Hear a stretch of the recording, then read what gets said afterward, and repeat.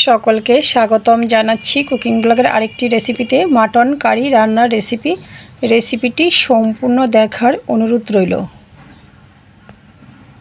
তো চলুন রেসিপিটা শুরু করা যাক।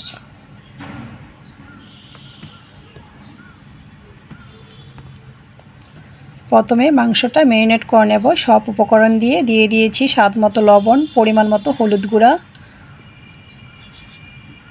স্বাদ মতো লঙ্কার গুঁড়া, ধনিয়ার গুঁড়া পরিমাণ মতো, জিরার গুঁড়া পরিমাণ মতো, জয়ত্রী, জায়ফল, শাহি জিরা একসাথে গুঁড়া অল্প পরিমাণে, আদা বাটা পরিমাণ মতো, পেঁয়াজ বাটা পরিমাণ মতো, রসুন বাটা পরিমাণ মতো, তেজপাতা, সরিষার তেল, এলাচি, দারচিনি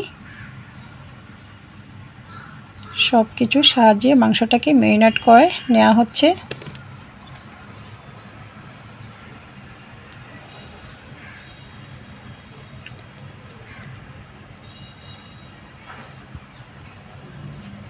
তো রেস্টে রেখে দেওয়া হয়েছিল প্রায় আধা ঘন্টা থেকে 1 ঘন্টার মতো।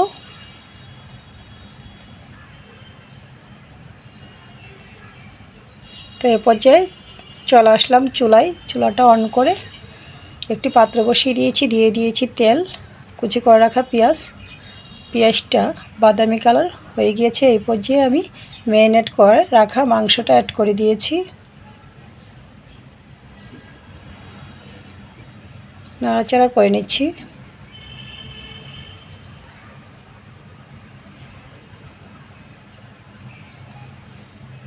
মাংসর পাত্রটি ধুয়ে একদম অল্প পরিমাণে জল দিয়ে দিয়েছি।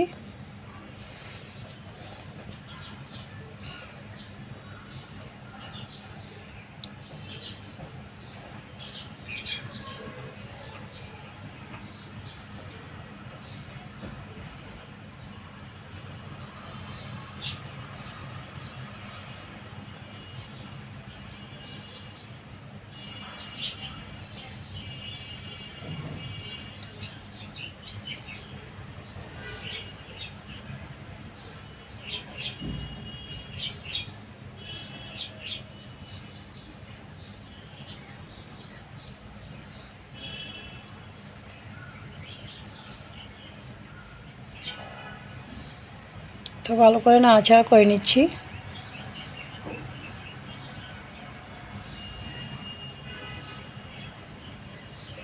ঢাকনাটা দিয়ে দিয়েছি।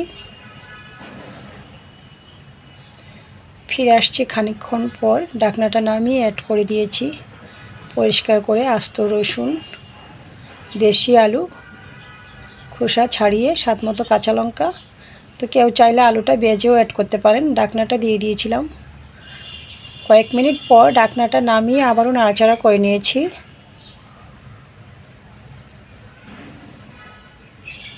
তো মাংস কষানো হয়ে গিয়েছে। এই পর্যায়ে আমি দিয়ে দিয়েছি বয়েল করে রাখা জল।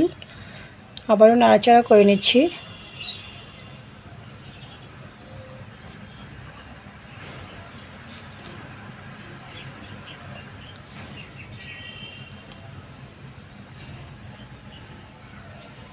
চুলার আঁচ মিডিয়াম টু লো রেখে প্রায় 1 ঘন্টার মতো রান্না করে নিয়েছি।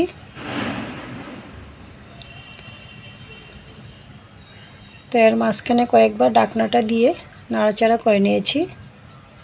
তো রেডি হয়ে গিয়েছে আমার খাসির মাংস রান্নার রেসিপি। এই রেসিপিটি ভালো লাগলে আমার ফেসবুক পেজটা ফলো, ইউটিউব চ্যানেলটা সাবস্ক্রাইব করবেন, সাথেই থাকবেন। সকলকে ধন্যবাদ।